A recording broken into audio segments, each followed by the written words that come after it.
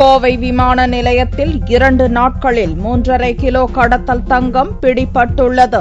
கோவை சர்வதேச விமான நிலையத்தில் வழக்கமான சோதனைகள் நடந்து வருகின்றன.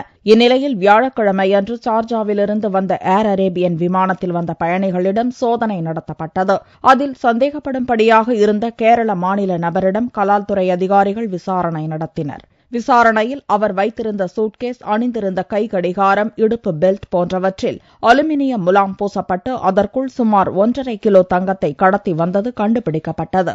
ஷார்ஜாலேந்து வந்த ஒரு பேசஞ்சர் கிட்ட தங்கத்தை சீஸ் பண்ணிருக்கோம். பேசஞ்சர் கட்டியிருந்த பெல்ட் உடைய பக்கிள்ல ஃபுல்லும் தங்க கட்டியோட வெளியில அலுமினியம் பெயிண்ட் அடிச்சிருந்தாங்க. வாட்ச் உடைய டயலுக்குள்ள பாத்தீங்கன்னா 120 கிராம் மதிப்புள்ள தங்க கட்டி ஹார்ஸ் ஷூ ஷேப்ல மறைச்சு வைக்கப்பட்டிருந்தது. சூட்கேஸோட பீடிங்னு சொல்ற அந்த பிடிமானத்துல ஃபுல்லும் தங்க கட்டியாலே அந்த பிடிமானம் செய்யப்பட்டிருந்தது. அந்த பிடிமானத்தை சுத்தி அலுமினியத்தால பெயிண்ட் அடிச்சிருந்தாங்க. இன்ச் டேப் வைக்கிற ஒரு டப்பா அதை திறந்து பாத்தீங்கன்னா இன்ச் டேப் மாதிரி தான் இருக்குது வெளியில. ஆனா உள்ளுக்குள்ள பாத்தீங்கன்னா தங்கம் தான்.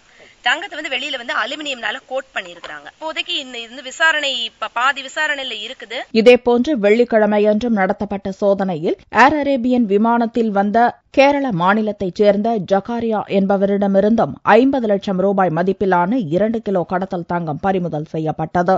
அவர் கொண்டு வந்த குழந்தைகள் ஓட்டக்கூடிய 3 சக்கர வண்டியில் உள்ள டயரில் தங்கத்தை தகடு போன்று பொருத்தி வந்ததை அதிகாரிகள் கண்டுபிடித்தனர். கோவை விமான நிலையம் வழியாக நூதன முறையில் தங்கம் கடத்தப்பட்டு வரும் சம்பவத்தால் அங்கு பாதுகாப்பு மற்றும் கண்காணிப்பு தீவிரப்படுத்தப்பட்டுள்ளது. கடந்த 2 நாட்களில் நடத்தப்பட்ட சோதனையில் 90 லட்சம் ரூபாய் மதிப்பிலான தங்கம் கண்டுபிடிக்கப்பட்டுள்ளது.